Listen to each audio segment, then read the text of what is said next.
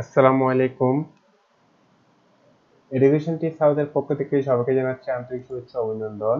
আজকে আমরা দেখব সাম্প্রতিক গুরুত্বপূর্ণ সাধারণ জ্ঞান আগস্ট 2023 এর গুরুত্বপূর্ণ কিছু সাম্প্রতিক প্রশ্ন। 1 নম্বর প্রশ্ন, 2023-24 অর্থবছরের বাজেট কার্যকর করা হয়। উত্তর 1 জুলাই 2023। 2. বাংলাদেশ ব্যাংকের দ্বিতীয় নারী ডেপুটি গভর্নর হিসেবে দায়িত্ব পান নুরুন নাহার 2 জুলাই 2023।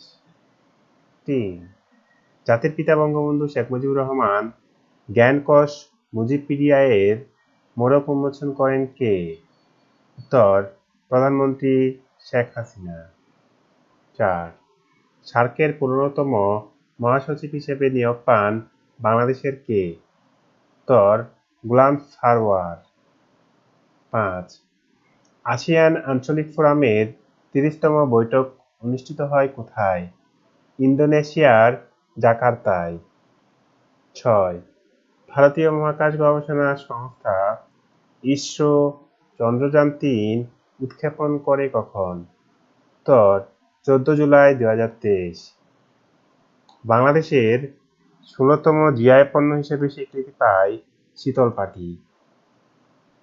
8. কততম দেশ হিসেবে বাংলাদেশ গ্লোবাল স্কুল মিলস কোয়ালিশনে যোগ দেয়? উত্তর 85তম দেশ হিসেবে বাংলাদেশ গ্লোবাল স্কুল মিলস কোয়ালিশনে যোগ দেয়। 9. সম্প্রতি জাতিসংঘের খাদ্য ব্যবস্থা শীর্ষ সম্মেলন শুরু হয় কোন দেশে? উত্তর ইতালির রোমে। 10. জাতিসংঘের কোন দপ্তরে বাংলাদেশ বঙ্গবন্ধু শেখ মুজিব কক্ষ উদ্বোধন করা হয়? উত্তর খাদ্য ও কৃষি সংস্থার ফাও দপ্তরে। যা জানা প্রয়োজন।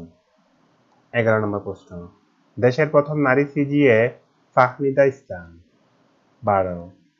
দেশে প্রথমবারের মতো কৃত্রিম বুদ্ধিমত্তার এআই রোবট সংবাদ পাঠিকার নাম অপরাজিতা। বাংলাদেশ ব্যাংকের দ্বিতীয় নারী ডেপুটি গভর্নর নুরুন নাহার। আর প্রথম নারী ডেপুটি গভর্নর ছিলেন নাজনীন সুলতানা। 14.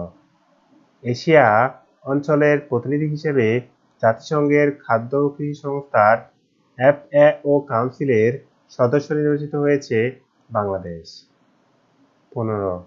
বিশ্বের শক্তিশালী পাসপোর্টের সূচকে বাংলাদেশের অবস্থান কত? 96তম। 16.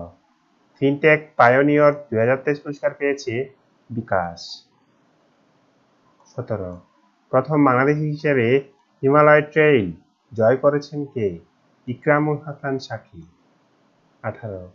দেশের সবচেয়ে বড় ও দক্ষিণ এশিয়ার 10ম বৃহত্তম রাবার ড্যাম নির্মাণ করা হচ্ছে কোথায়?